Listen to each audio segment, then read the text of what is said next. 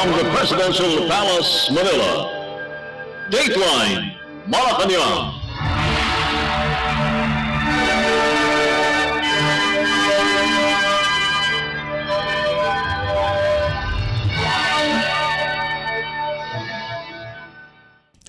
Good day, this is Dateline Malacañang, and here are the news. On the top story, Philippine President Ferdinand R. Marcos Jr. has expressed the optimism that the Philippines will be able to sustain its strong economic, diplomatic, and defense relations with the United States under President-elect Donald Trump's leadership. This as Marcos, during a telephone call with outgoing U.S. Vice President Kamala Harris, on Tuesday, emphasized the significant progress in the two nations' bilateral ties. Harris said there is bipartisan support within the U.S. Congress and Washington for the strengthening of ties with the Philippines, especially in terms of security, economic prosperity, and people-to-people connections. She also stressed the need to maintain the U.S. steadfast support for the Philippines, especially amid China's continued aggression in the West Philippine Sea, or WPS. Marcos thanked Harris for her continued support for the Philippines, acknowledging the robust and productive partnership with the United States under the watch of outgoing U.S. President Joe Biden. Marcos acknowledged that the Philippines' trilateral cooperation with the U.S. and Japan has gained recognition within the Association of Southeast Asian Nations, or ASEAN, strengthening the regional bloc's collective position on pressing issues in the WPS. Harris also emphasized the importance of the Philippines, the U.S., and Japan's trilateral cooperation, saying it is a very important way to deepen our economic cooperation and build secured supply chains, as well as promote security across the region. In a virtual trilateral meeting on Monday, Marcos, Biden, and Japanese Prime Minister Ishiba Shigeru reaffirmed their commitment to enhancing the three nations' cooperation with a focus on maritime security, economic resilience, and technology. Biden and Harris have been engaging in calls with allies and partners ahead of the conclusion of their terms on January 20, 2025. Marcos and Harris met a couple of times. The first was during the U.S. officials' visit to Manila in November 2022. Marcos also had a meeting with Harris before the beginning of the Asia-Pacific Economic Cooperation, or APEC, conference in November 2023 in San Francisco to discuss the Philippine assessment of the situation in the WPS. Marcos lauded Harris for her significant contributions to the Philippines, saying her efforts have provided a strong foundation for continued collaboration between the two nations. Before the telephone call concluded, Marcos invited Harris to again visit the Philippines. The Philippines and the U.S. established formal diplomatic relations on July 4, 1946. The U.S. is also the Philippines' oldest and only treaty ally. Bilateral defense and security engagement remains the key pillar of the Philippine-U.S. bilateral relations. It is carried out within the framework of the Mutual Defense Treaty, the Visiting Forces Agreement, the Enhanced Defense Cooperation Agreement, and other bilateral agreements. In 2023, the U.S. ranked as the third top trading partner of the Philippines, with total trade valued at $19.96 billion US dollars. Dateline Malacañang. Philippine President Ferdinand R. Marcos Jr. directed Health Secretary Teodoro Herbosa to ensure that the services of the Philippine Health Insurance Corporation, or PhilHealth, run without a hitch, even with zero government subsidy for 2025. Herbosa, as head of the Department of Health, or DOH, concurrently sits as ex officio chairperson of the state insurance firm. During a meeting in Malacañang, the president said the zero subsidy for 2025 should not affect the delivery of healthcare services.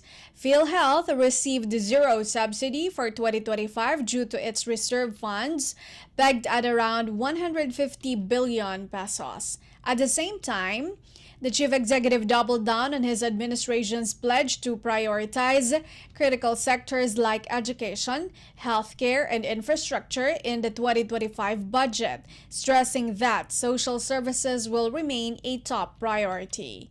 President Marcos also pushed for a shift in the DOH's strategy away from a cure mentality and toward a stronger emphasis on prevention, quoting the age-old wisdom of an ounce of prevention is better than a pound of cure. Likewise, President Marcos Jr. highlighted the urgent need to digitize DOH operations to improve efficiency and service delivery, part of his vision to modernize the country's healthcare infrastructure. Dateline Malacañang. Philippine President Ferdinand R. Marcos Jr. on Tuesday instructed the Department of Information and Communications Technology or DICT to prioritize its Common Tower Program or CDP to improve service delivery and connectivity across the country. During a meeting with DICT Secretary Ivan John Uy in Malacañang, the President emphasized the importance of the program. The CDP is central to the government's efforts to expand telecommunication infrastructure and reach underserved areas. The chief executive was also briefed on the government's progress in digitalization, with the number of government systems now at 1,277, way beyond the previous 250. This shift has significantly boosted the efficiency of public services. Uy also assured President Marcos that the DICT is on track to improve Wi-Fi access with an ongoing renewal of 15,715 free Wi-Fi access points funded with 6 billion pesos. 1.5 billion pesos is also expected to be allocated for new sites and continued initiatives, including the CTP. The program is projected to directly benefit more than 400,000 individuals and indirectly serve more than 2 million people nationwide. Dateline Malacañang. Still on the Philippine President Ferdinand R. Marcos Jr. said the Department of Social Welfare and Development or DSWD's priority programs for 2026 must be listed in the programmed appropriations of next year's national budget. During a meeting at the Malacañang Palace in Manila, the President stressed the need to exclude the DSWD programs in the unprogrammed appropriations next year to ensure the immediate delivery of services to the poor, vulnerable, and disadvantaged sectors. The DSWD budget was reduced by 10.85 billion pesos or 4.79% from 226.67 billion pesos in the 2025 National Expenditure Program or NEP to 215.82 billion pesos in the General Appropriations Act or GAA. President Marcos convened a meeting with the DSWD to discuss the results of the review of the government agency's priorities.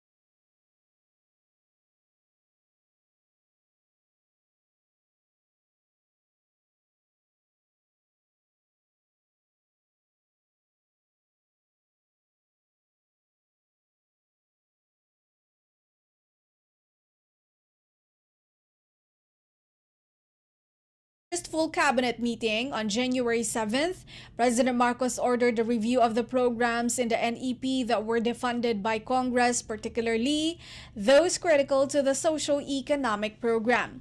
President Marcos also sought the restoration of budget for critical projects of the administration.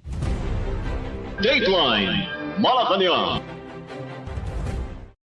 Philippine President Ferdinand R. Marcos Jr. approved a legislation providing a framework for the growth of the country's natural gas industry. On January 8, Marcos signed Republic Act or RA 12120, also known as the Philippine Natural Gas Industry Development Act. A copy of the RA 12120 was also published in the official Gazette Tuesday.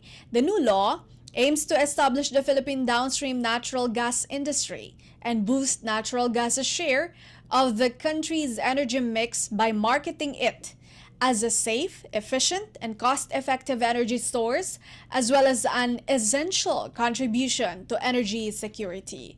RA 12120 encourages investment in the Philippine natural gas industry by permitting investors to enter through a system of competition, transparency, and fair trade, as well as providing responsive policy support with the ultimate goal of achieving low-cost energy prices under RA 7638 or the Department of Energy Act of 1992.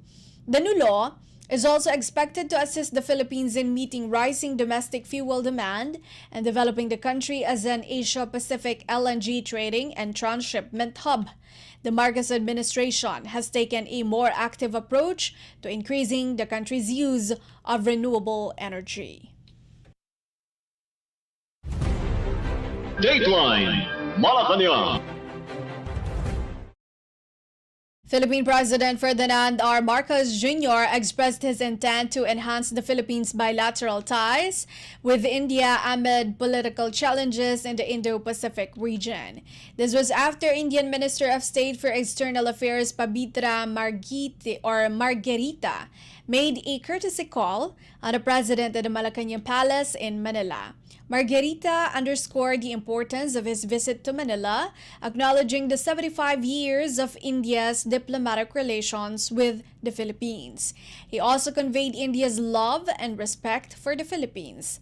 Margarita's visit to the Philippines comes in the wake of the third summit of the Forum for India-Pacific Islands Cooperation chaired by Indonesian Prime Minister Narendra Modi in May 2023. During his stay in the country, Margarita is expected to pay floral tributes at the bust of Mahatma Gandhi, known as the father of the Indian nation, at Miriam College in Manila.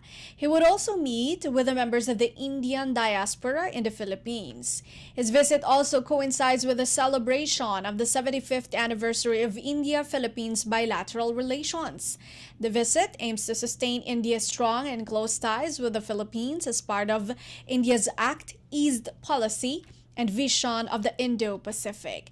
The Philippines and India formally established diplomatic relations on November 26, 1949, after Manila and New Delhi gained independence in 1946 and 1947, respectively. Dateline Malacañang. Philippine President Ferdinand R. Marcos Jr. retained majority support with trust and satisfaction ratings exceeding 60% in the fourth quarter of 2024, even as Vice President Sara Duterte's ratings dropped below the majority threshold for the first time. In its Tugon ng Masa survey released Tuesday and conducted from the 10th to the 16th of November 2024 by the Octa Research, the President recorded a trust rating of 65% and a performance rating of 64% for the fourth quarter of 2024. The November figures represent a slight dip from the third quarter's 69% during a 66% satisfaction ratings. Octa said a majority of Filipinos continue to trust and are satisfied with the performance of President Marcos Jr. Meanwhile, Duterte's trust rating fell by 10% points to 49%. Duterte's performance rating also declined to 48, down by 4% from 52% in the previous quarter. According to Octa, these figures mark her lowest ratings since December 2023 and reflect a continuing downward trend.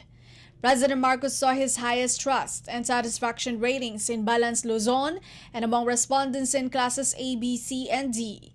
Duterte meanwhile performed best in Mindanao and among Class E respondents. Senate President Francis Escudero and House Speaker Martin Romualdez continue to be trusted by the majority with trust ratings of 63% and 58% respectively. In terms of performance, Escudero also recorded a 65% satisfaction score, while Romualdez garnered 59%. The survey, based on face-to-face interviews with 1,200 respondents, has a margin of error of ±3% at the national level. Dateline Malacañang. Philippine House Speaker Martin Romualdez praised President Ferdinand R. Marcos Jr. for his fruitful state visits. In his speech during the Congress opening session, Romualdez cited the $100 billion worth of investments the president acquired during his state visits. This shows that the international community trusts the future of the country. These investments are expected to strengthen industries, create jobs, and push the country to a new period of prosperity. The House leaders also mentioned that despite the challenges the Philippines faced last year, like the series of storms, the country's economy remains stable. This is because of the perseverance and hard work of farmers, workers, and businessmen. But the House Speaker reminded that despite the stable economic outlook, it is still a challenge to make the ordinary Filipino feel the growth due to inflation.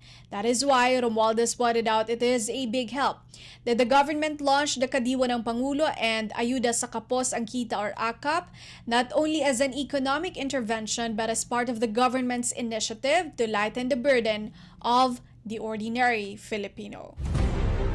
Dateline Malacañang. A ranking National Security Council or NSC official said the Philippines is not tolerating the illegal activities of Chinese maritime forces in its territorial waters. In a press briefing of the National Task Force West Philippine Sea or NTF-WPS, NSC Assistant Director General Jonathan Malaya said Philippine assets are challenging the presence of Chinese vessels on a daily basis.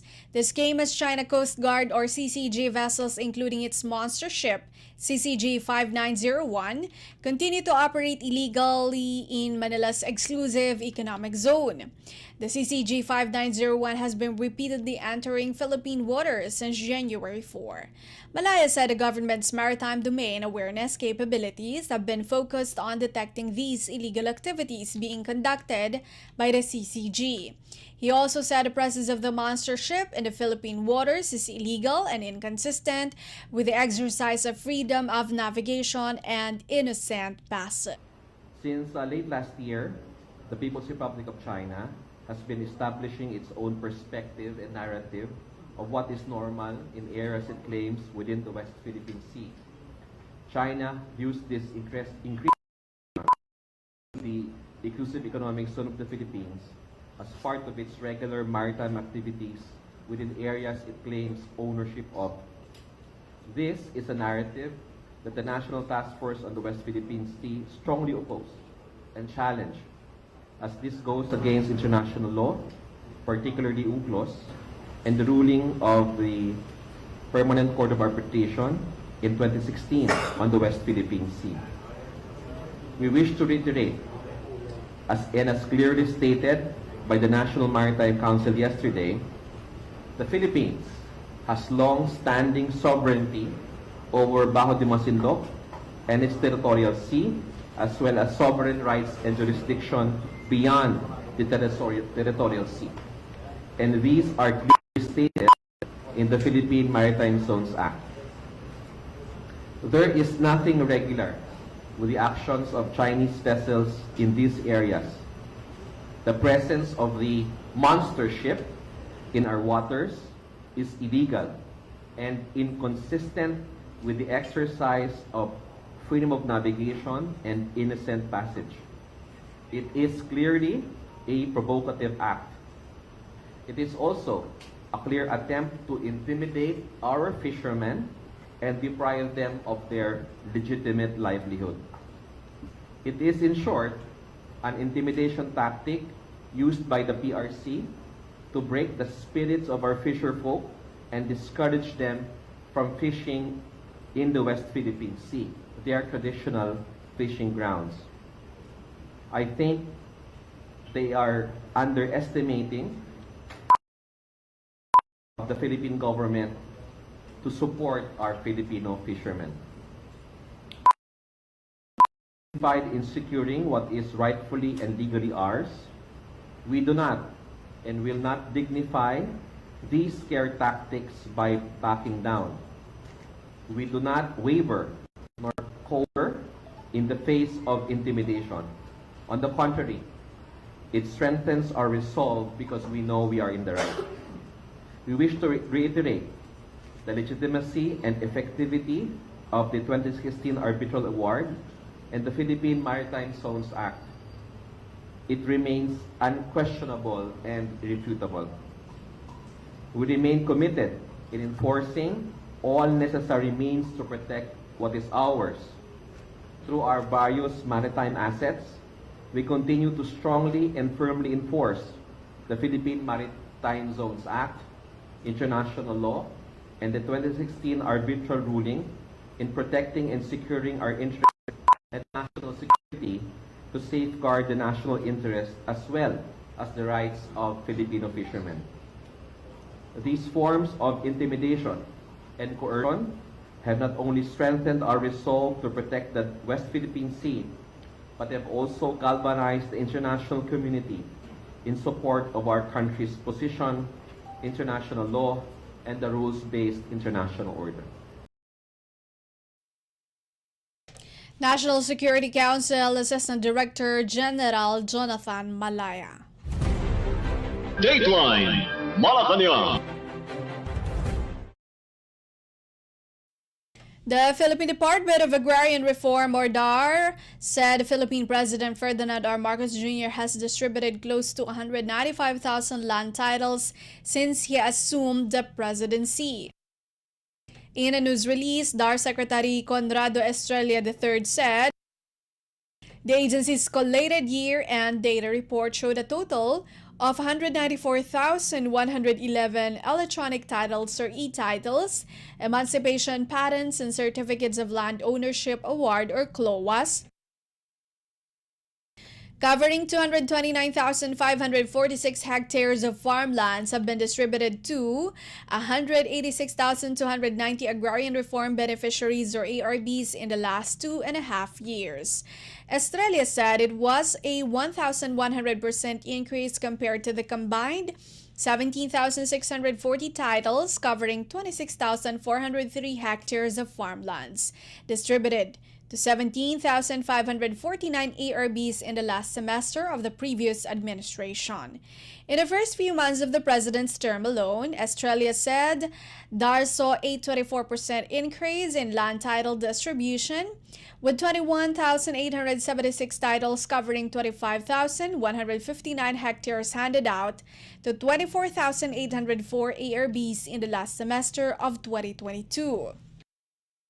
In 2023, a 296% increase was recorded, with 69,897 land titles covering 84,044 hectares distributed to 73,399 ARBs.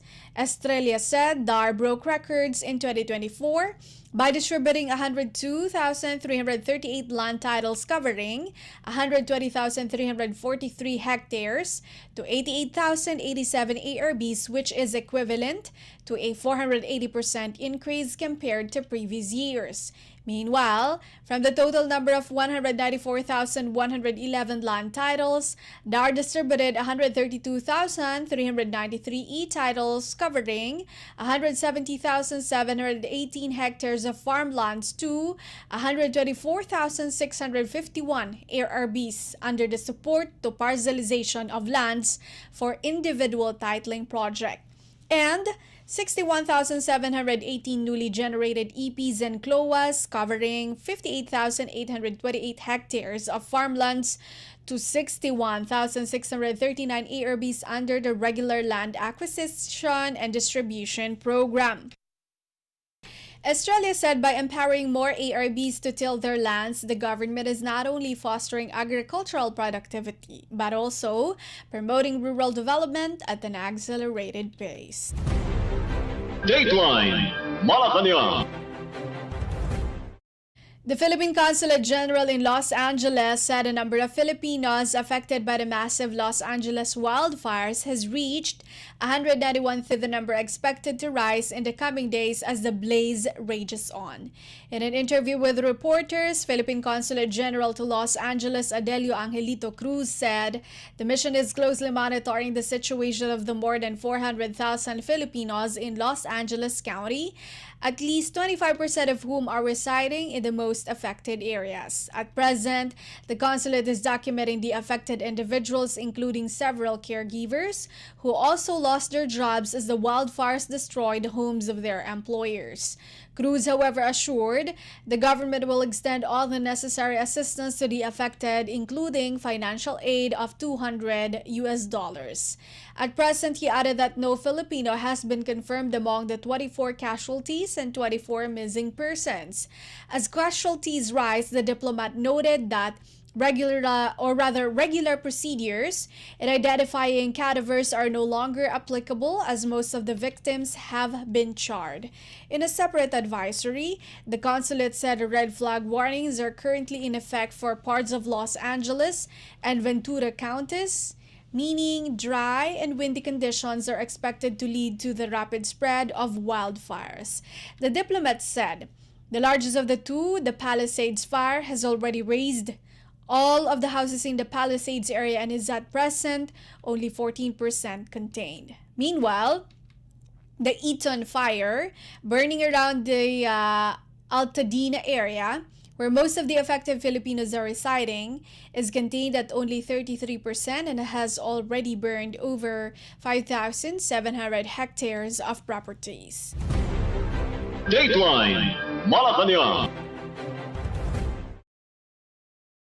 The Philippine Department of Foreign Affairs, or DFA, said the remains of Marvil Facturan, the Filipino allegedly stabbed to death by her husband in a Slovenian lake town resort last year, will be repatriated this week at the earliest.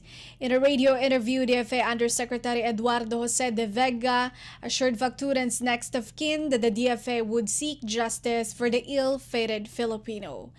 De Vega said the victim's husband, Mitja Kodjanchik, who was tagged as a primary suspect, is in the custody of local authorities. Based on initial information, De Vega said he was recovering from mental illness and that reports citing money or insurance as reasons for the killing are not yet verified. While the agency is preparing the papers for Facturan's repatriation, De Vega assured that the DFA would also extend necessary assistance to her family as an overseas Filipino. The DFA would also shoulder the repatriation of her remains. De Vega extended the DFA's deepest condolences to Marvil's mother and said they will do everything that they can to help her. Dateline Malacañang. Finally, for Dateline Malacañang, the Department of Migrant Workers, or DMW, is investigating and determining possible legal liabilities over the mistake in the repatriation of the remains of overseas Filipino worker, or OFW, Jenny Alvarado from Kuwait. Migrant Workers Secretary Hans Leo Kakdak apologized to the Alvarado family over the incident. Based on initial reports from the Philippine Embassy in Kuwait, Alvarado and two other foreign workers died of coal suffocation on January 2 after inhaling smoke from a heating system in their workplace. However, when the remains arrived on January 10, the family discovered that it was not Jenny. Kakdak assured the victim's family that the DMW would get the police and autopsy reports to be able to decide whether or not to pursue claims concerning her death. He said Jenny's remains would arrive on Thursday. Dateline Malacañang. And that is all for today's Dateline Malacañang. For Radyo Pilipinas World Service, this has been Bea Gaza-de Guzman. From the Presidential Palace, Manila, Dateline Malacañang.